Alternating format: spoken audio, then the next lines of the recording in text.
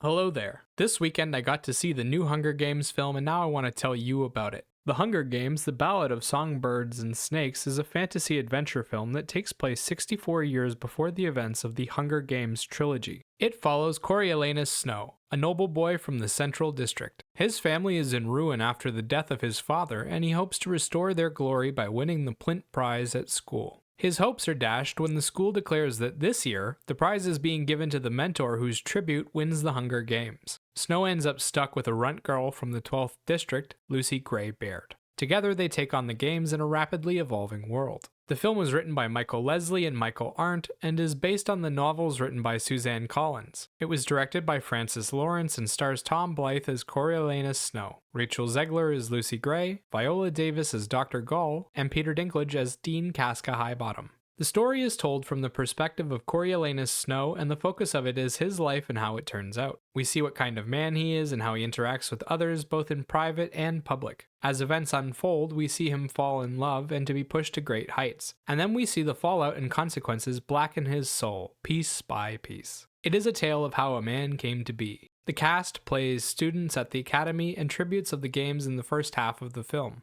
The second half of the story takes place in a small town in District 12, with most of the people Snow interacts with being ordinary citizens and peacekeepers. Visually, the film takes place in a dystopic-looking fantasy world. The districts look like rundown ghettos, with their residents appearing just as downtrodden, often wearing simple clothes made out of whatever material was available to them. The Central District, on the other hand, is a vast and wealthy-looking paradise. The background is often made up of CGI landscapes dotted with impressive but authoritarian-looking architecture. The games take place in a giant coliseum-like arena. The journey sees Snow attend school while also meeting with Lucy to try and help her. Eventually, the games start and a violent confrontation takes place between the tributes for a while. There's a climactic finish to the games, and then the story veers off in another direction. It picks back up in District 12 months later and follows Snow through his daily life there as a peacekeeper. The story finishes with him returning to the capital to become the man he is in the Hunger Games. The soundtrack is made up of instrumentals with a few original folk songs being performed during the film by Rachel Zegler. The original songs come from Lucy Gray and add a level of atmosphere and depth to the character while the instrumentals focus on supporting the journey. Okay,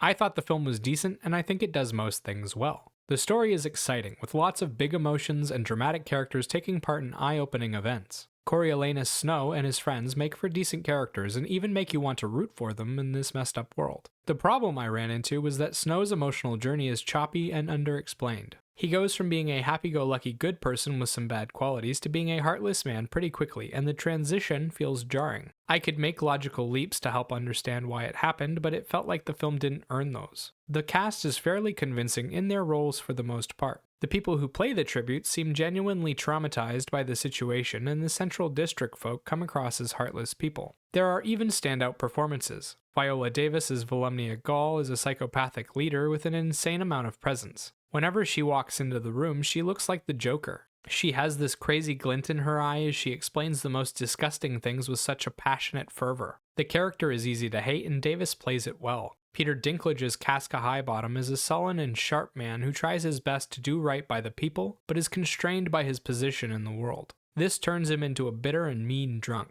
Throughout the movie, he appears to act as an antagonist to Snow, but you can never quite hate him for it, even when he's viciously tearing into the pup. The only thing I would complain about when it comes to the acting is how dry the two leads feel for most of the film. Snow and Lucy Gray are supposed to be falling in love, but the two leads have zero chemistry. There's also a lack of emotion from both of them that feels like it could be due to bad direction. Visually, the film looks good. They do a fantastic job of setting up the different environments, creating the costumes, and building out the visual backgrounds to be as detailed and captivating as possible. The journey is also easy to follow and a lot of fun. That said, the film over-relies on CGI for its action sequences and set building, and you'll end up suffering from CGI fatigue. The games are the worst for over-relying on them, but after that, they go to a new area and start using real sets more. Sound-wise, the film's use of instrumentals make the journey feel a bit generic, but they're used effectively to support the emotions, and they help amplify the intensity of it. The original songs that Rachel Zegler sings add an insane level of depth to the film and stand out like crazy. Her songs not only propel the story forward, they're a huge part of the events and one of the best parts of the film. Miss Zegler has a fantastic voice, and the film's songs are awesome little lore-building events. Overall, The Hunger Games, The Ballad of Songbirds and Snakes is a decent film with an okay story. It's entertaining and adds a bit of depth to the Hunger Games franchise, but with a little more work, this film could have been something great.